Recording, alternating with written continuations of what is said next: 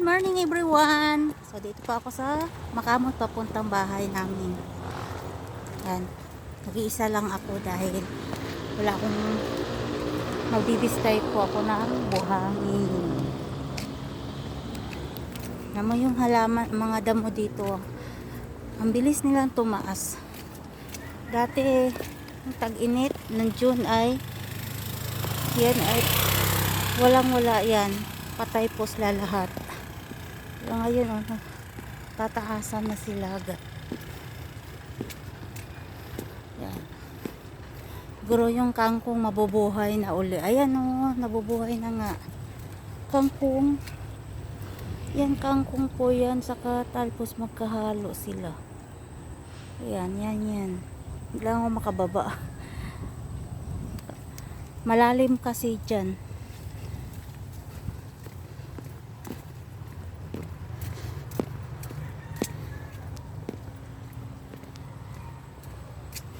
Ayan o. Ayan o, talbos. So, talbos saka kangkong. Ayan. So, dito ako dumaan. Hindi sa kabila. Hindi na magaanong mainit.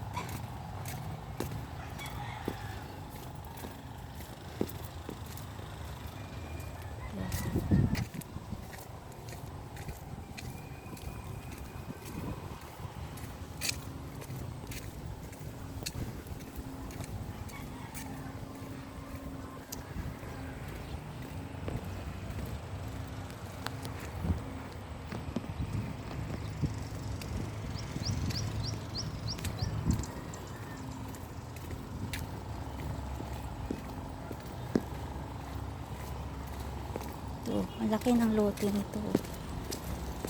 Diba? Nasa 200 square meter. Kailangan tambakan kasi mababa at maraming tubig.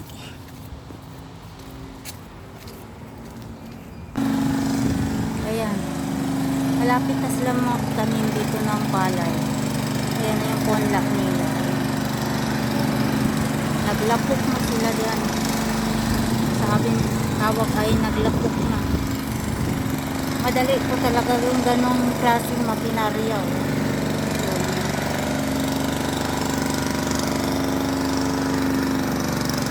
Nakagamit ng kalabaw.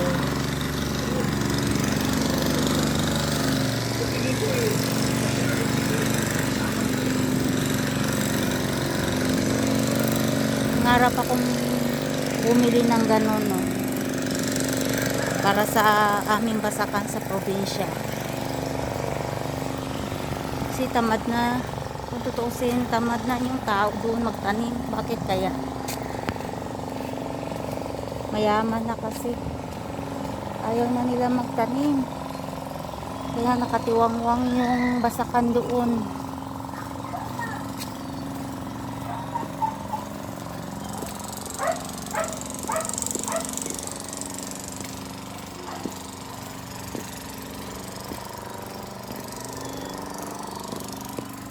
Ayan. Taas ng tambak ng bahay nila dito pagtayo nito. Tambakin talaga dito yung pag nagtayo ka ng bahay kasi ang lalalim. Palayan kasi dito dati.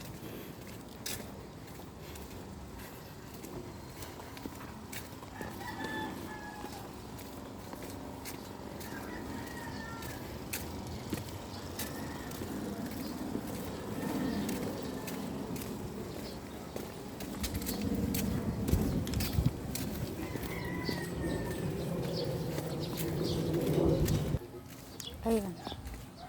Pinaano, dapa na nila yung damo dito. Ayan. Ayan. Tataniman na rin po nila to ng palay.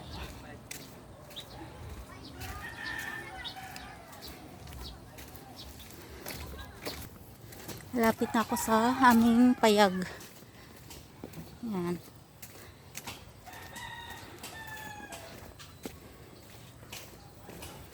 So, thank you for watching everyone.